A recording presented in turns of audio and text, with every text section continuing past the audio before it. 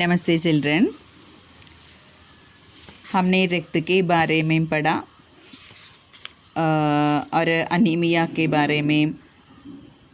रक्त क्या है, रक्त में कितने कण होते हैं, ये कणों ने कौन कौन सा काम करता है हमारे लिए, इसके बारे में हमने पढ़ा। और इसी तरह हम क्या करने को कहा, संतुलित आहार लेने के बारे में कहा और उससे हमें क्या क्या फ़ायदा मिलता है इसके बारे में कहा। और शौचालय जाते समय क्या क्या करना है, कितनी सफाई से हम काम करना है, इसके बारे में भी हमने कहा। और इसी समय अनिल ने डॉक्टर दीदी से इन कणों के ड्यूटियों के बारे में पूछा। ओके, क्या कहा अनिल ने? अनिल बोला, क्या बोला? आपने बताया था कि रक्त में सफ़ेद कण और बिंबाणु भी होते हैं, शरीर में उनका क्या काम है, उनके कामों के बारे में पूछा था अनिल ने। दीदी बोली, सफ़ेद कण वास्तव में हमारे शरीर के वीर सिपाही है।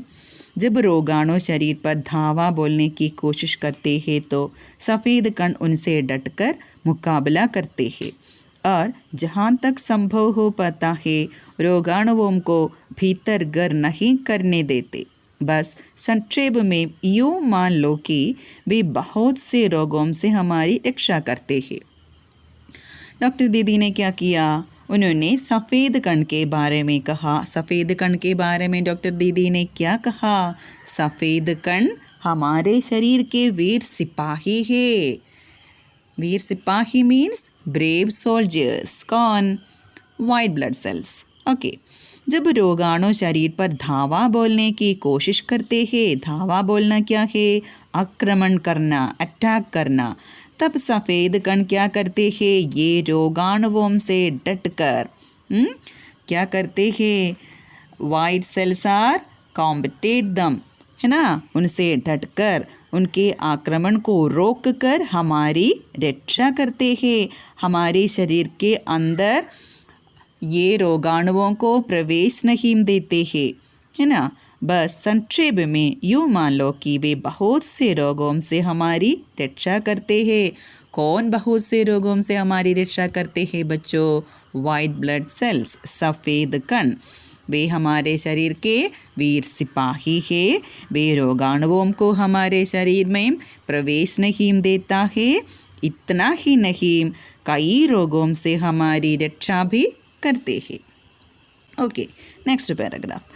और बिंबाणुओं का काम है चोट लगने पर रक्त जमाव क्रिया में मदद करना। रक्त के तरल भाग प्लाज्मा में एक विशेष किस्म की प्रोटीन होती है जो रक्तवाहिका की कटी फटी दीवार में मकड़ी के जाले के समान एक जाला बुन देती है। बिंबाणु इस जाले से चिपक जाते हैं और इस तरह दीवार में आई दरार भर जाती है। इससे रक्त बाहर निकलना बंद हो जाता है। ओके, क्या है रक्त जमाव करना? मीन्स क्या है? ब्लड कोयागुलेशन। देखिए, बिंबाणुओं ने क्या क्या काम किया है हमारे शरीर पे चोट लगने पर। चोट क्या है? वूंड, है ना। तब क्या होता है? हमने भी देखा था हमारे शरीर में एक चोट होने से क्या होता है? रक्त का बहाव होता है। तो ये बिंबाणुओं ने क्या किया है? ये बहाव को, रक्त के बहाव को रोकने की कोशिश करता है। उसके लिए वे क्या करते हैं? रक्त के तरल भाग प्लाज्मा में एक विशेष तरह की प्रोटीन है।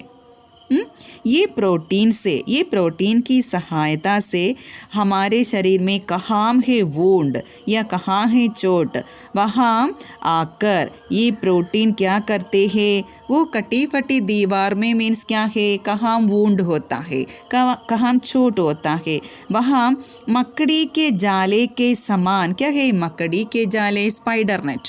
ओके, इसी तरह इस प्रोटीन की हेल्प से एक नेट जल्दी से बनाते हैं।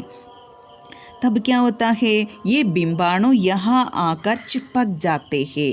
वे तो इस नेट में चिपक कर बैठते हैं। इस तरह दीवार की वो ब्रेक वो दरार, दरार मीन्स ब्रेक, वो दरार फिल हो जाता है और ब्लड का बहना रोकता है। ओके, वहाँ ब्लड नहीं बहते हैं इसी क्रिया के कारण, क्योंकि ये प्रोटीन की हमारे रक्त के तरल भाग के प्लाज्मा में एक स्पेशल टाइप की प्रोटीन है। ये प्रोटीन की सहायता से वहाँ में एक नेट बनाते हैं और इस नेट में क्या होते हैं, बिंबाणु जल्दी से आकर चिपक जाते हैं। तब क्या होता है, जो वुंड हमारे शरीर में होता है वहाँ ब्लड के बहाव बंद होता है। ओके, अनिल बोला, दीदी लेकिन घाव गहरा हो तो बहुत खून बहता ही चला जाता है। जो वुंड हमारे शरीर में होता है वो तो डीप है, तो क्या होता है, बहुत सारा रक्त बहकर बाहर जाता है। हाँ, ऐसे समय में उस व्यक्ति को जल्दी से डॉक्टर के पास ले जाना चाहिए। ज़रूरत समझने पर ऐसी स्थिति से निपटने के लिए कुछ टांगे भी लगाने पड़ सकते हैं, किंतु डॉक्टर के पास पहुंचने तक के समय में चोट के स्थान पर कसकर एक साफ कपड़ा बांध देना चाहिए। दबाव पड़ने से रक्त का बहना कम हो जाता है, जो उस व्यक्ति के लिए काफ़ी लाभप्रद सिद्ध हो सकता। किंतु अगर बहुत अधिक रक्त बह जाए तो उसे रक्त चढ़ाने की ज़रूरत भी पड़ सकती है, दीदी ने समझाते हुए कहा। और छोटी छोटी बूंद है तो कोई बात नहीं, लेकिन बूंद गहरा है तो क्या हुआ, बहुत ज़्यादा ब्लड बाहर हो जाने की संभावना है। ओके, तब क्या करना है, इसी तरह है तो हमारे रोगी की हाल ऐसी है तो हम उसे जल्दी ही डॉक्टर के पास ले जाना चाहिए। और क्या करना है, कुछ टांगे भी लगाने पड़ सकते हैं, स्टिचेस। ओके, वुंड तो जल्दी से हील होने के लिए टांगे भी लगाने पड़ सकते हैं, लेकिन डॉक्टर के पास पहुंचने तक के समय में हम क्या करना है, हम दबा कर कहाँ है चोट, वहाँ क्लीन करके क्या करना है, साफ कपड़े से बांध देना चाहिए और दबाव पड़ने से रक्त का बहना कम हो जाता। इसी तरह साफ कपड़े से दबाकर बांधने से क्या होता है, रक्त का बहना, ब्लड फ्लोइंग तो कम हो जाता है और जो उस व्यक्ति के लिए काफ़ी लाभप्रद भी सिद्ध हो सकता है। क्या है, which can prove to be very beneficial for that person. जिसे ये वुंड होता है उसे तो वो बहुत लाभप्रद होता है। ओके, और बहुत अधिक रक्त बाहर जाने से क्या होता है, कभी कभी इसे रक्त चढ़ाने की भी ज़रूरत पड़ सकती है। अनिल ने कहा, क्या ऐसे समय में किसी भी व्यक्ति का खून काम आ सकता है? दीदी बोले, अनिल, हर किसी का रक्त एक सा नहीं होता। कुछ विशेष गुणों के आधार पर रक्त को 4 मुख्य वर्गों में बांट दिया गया है। ज़रूरतमंद व्यक्ति के रक्त समूह की जांच करने के बाद उसे उसी रक्त समूह का रक्त चढ़ाया जाता है। क्या कहा, रक्त चढ़ाने के लिए सेम ब्लड ग्रुप होना चाहिए, है ना। हर एक का ब्लड ग्रुप एक जैसा नहीं है। ओके, कुछ स्पेशल गुणों के आधार पर क्या होता है, 4 मुख्य वर्गों में ब्लड को बांट दिया है। ब्लड ग्रुपों में बांट दिया है। और किसी को ज़रूरतमंद व्यक्ति मीन्स क्या है बच्चों, नीडी पर्सन। ओके, और उसके लिए तो ये एग्जामिन करके ये कौन सा ग्रुप है, इसी तरह एग्जामिन करके उसको कौन सा ब्लड ग्रुप चाहिए ये समझकर उसके शरीर पे चढ़ाना था। Okay, after examining the blood group of the needy person he is offered blood of the same blood group. Okay, same blood group ही होना चाहिए। लेकिन ज़रूरत के समय यदि उस रक्त समूह का कोई व्यक्ति मिले ही नहीं है तो क्या हुआ, अनिल ने पूछा। ओके, इसी समय क्या चाहिए, एक सेम ब्लड ग्रुप के आदमी की ज़रूरत है। ऐसा नहीं हुआ तो क्या हो जाता है, इसके बारे में अनिल ने पूछा। क्या कहा डॉक्टर दीदी ने, ऐसी आपात स्थिति के लिए ही ब्लड बैंक बनाए गए हैं। प्रायः हर बड़े अस्पताल में इस तरह के बैंक होते हैं जहां सभी प्रकार के रक्त समूहों का रक्त तैयार रखा जाता है। किंतु इन ब्लड बैंकों में रक्त का भंडार सुरक्षित रहे, इसके लिए यह आवश्यक है कि हम समय समय पर रक्तदान करते रहे, दीदी ने कहा। क्या है, ब्लड बैंक किस लिए है? A blood bank has been created only for such an emergency, है ना। इसी तरह अनिल ने कहा, इसी तरह एक सेम ग्रुप वाले को नहीं मिले तो क्या हुआ? ओके। और जहाँ ब्लड बैंक में क्या है, कई सभी प्रकार के रक्त समूहों का रक्त तैयार रखा जाता है, और इतना ही नहीं, वहाँ ये रक्त सुरक्षित रहे।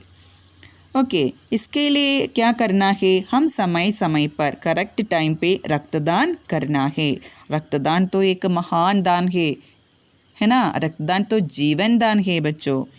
क्या मैं भी रक्तदान कर सकता हूँ? अनिल ने पूछा। अनिल ने क्या पूछा डॉक्टर से? क्या मैं भी रक्तदान कर सकता हूँ? नहीं, अभी तुम छोटे हो। 18 वर्ष से अधिक उम्र के सुस्त व्यक्ति ही रक्तदान कर सकता है।